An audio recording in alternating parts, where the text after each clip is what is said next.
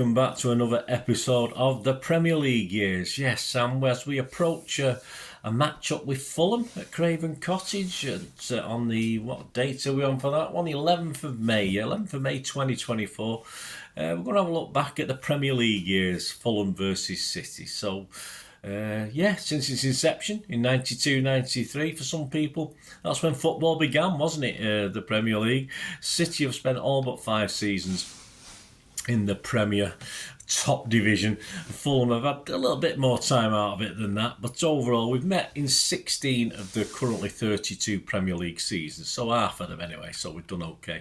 So we'll have a look at our record against them, concentrating on the Premier League away record, of course, as that's where we're playing them, at their place, and oddly it's better than our home form against them, so that bodes well, doesn't it, as we approach this one at a key stage of the season. So join me as we look back at that and a couple of games. I'll look back at a couple of games as well. Please, if you're new to the channel, push that subscribe button, push the bell notifications, everything. City past, present, as long as I can keep going. That's all we can say, really. That's all we can offer. It'd be great to have you on board. Share your comments, share your memories of any of these games we talk about today, etc. Or any game against Fulham, the old Michael Jackson statue, if you remember that as well, which I got to see at the football museum when I went to see it, but of course it'd been taken down at Creighton Cottage. You also see stuff on film and TV as well, another passion of mine. So if that's of any interest, have a look at that, guys, or you can, someone who might be interested, point them in my direction. But it's football today, more, and of course the Premier League is with City and Fulham. Our total Premier League record, we played them 31 times, won 18, so that's okay, drawn 9 and lost 4. We scored 70 goals and let 34 in. At their place, so we played 15, won 9, drawn 5. We just lost only 1 in the Premier League years. So we scored 33 goals and let 18 in. Excuse me. Our first meeting was on the 28th of December 2002 in the Premier League. Well, the first meeting in the Premier League, of course, we played them at Creighton Cottage before then. Jean Tigana's Fulham, their second season back in the Premiership. He will be replaced, of course, by Chris Coleman late in that season. Fulham then sat 16th of 20. Kevin Keegan's City back in the Premiership to stay this time. Yes, we sat 11th of 20 teams. Or to stay as I'm recording this, who knows? Depending when you're watching it, of course. The attendance on the day, 17,937 with 3,074 Blues. The lineups for Fulham: Taylor, Finnan, Knight, Goma, Brevitt, Goldbake, Davis, Dejetu. He was replaced by Legwinski on 64 minutes. Mal Brank, remember him? Brank, yep, remember him? He was replaced by Hammond on 77. Marley and Sava. Their subs not used: Melville, Herrera and Wome.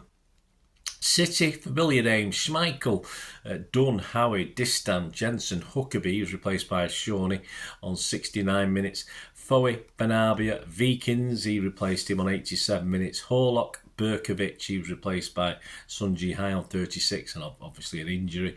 Anelka. And the subs not used: Golter and Nash. Over to the BBC for their match report. It ended Fulham 0, Manchester City 1. Some images up there of the front of the matchday programme cover, and Anelka and Foe in action. Of course, Foe there being watched by Ali Benabia.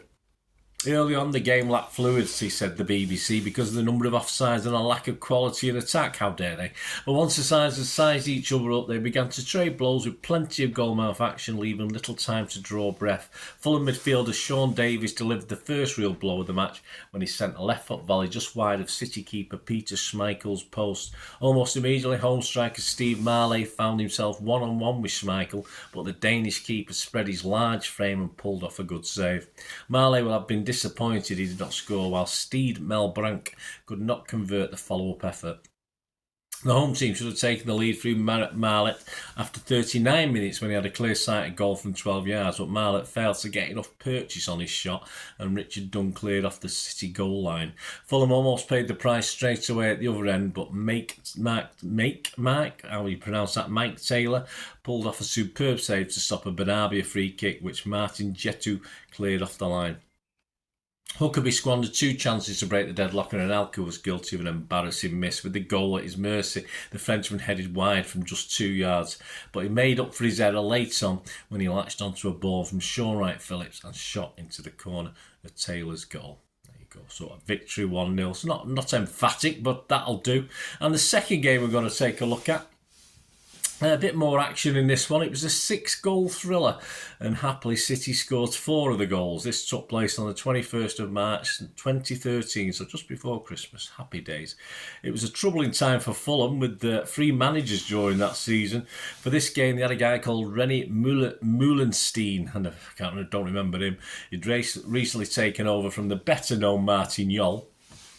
But Rennie himself was only last up to Valentine's Day. Yes, he got massacred on Valentine's Day before Felix Magath took over, but couldn't stop Fulham being relegated. Remember him as well. Pellegrini's City, of course, sat third, and Fulham just 1 place above bottom spot, so they were struggling a little bit. The attendance was 25,509 with 2,973 Blues, and they paid half price apparently. You'll find out a little bit more in a minute. Fulham's lineup: Stekelenburg, Reether, Sendros, Hughes, Arise, Parker, Karagounis, Sidwell, Dejaga,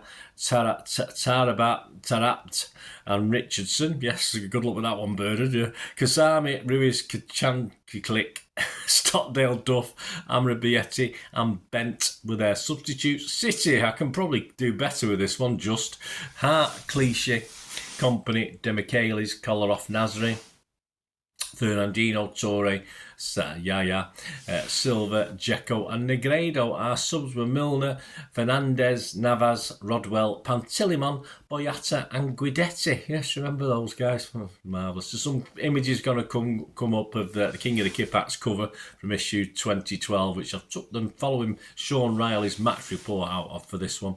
Vinny being congratulated by both Demichelis and Negredo there. Milner celebrating, and an image of Navas, who's letting fly for his goal as well. So what happened? We'll go over to the King of the Kippax issue 212 in their How Was It For You feature. The report from City, Sean Citytilidie Riley. Of course, that's a funny name to have in your birth certificate, isn't it? Hey, but it's okay. It ended Fulham 2, Manchester City 4. Let's have a look at what Sean had to say. Our 5th away game of the month, already in all competitions, and the first of our half-price tickets. Come at a better time. Flipping heck, I wish we had those these days. You'd oversubscribe every away game. Well, we probably do anyway, don't we?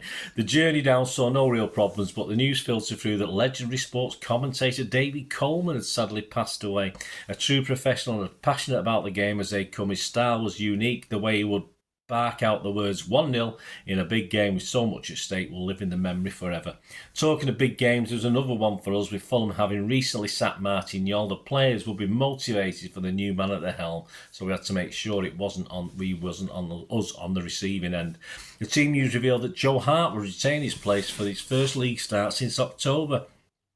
And I personally think the timing was just about right. Costello's done well since he came in, but a couple of wobbles in the Arsenal game suggested Joe's anticipated return was imminent.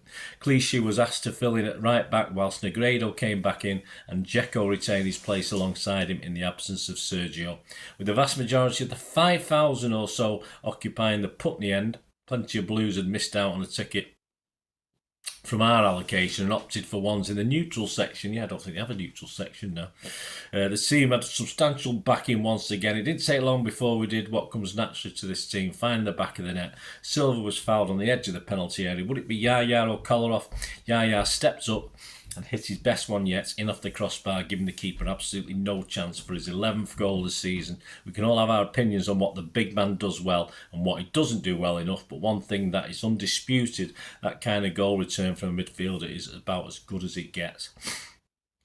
Joe Hart, meanwhile, had to make a couple of good saves to keep us one up, showing us and telling me the rest has certainly done him a power of good.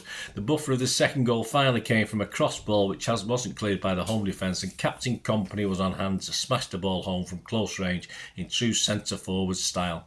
Eddie had a couple of gilt-edged chances to do the same, courtesy of a great build-up play from Negredo, who is fast becoming a playmaker as well, but his shooting boots weren't on when he and we needed them most. We hadn't played overly well and yet found ourselves 2 up, but we weren't going to complain unless something went wrong. Well, it very nearly did, as the home side continued to play some decent football and put us under the cosh.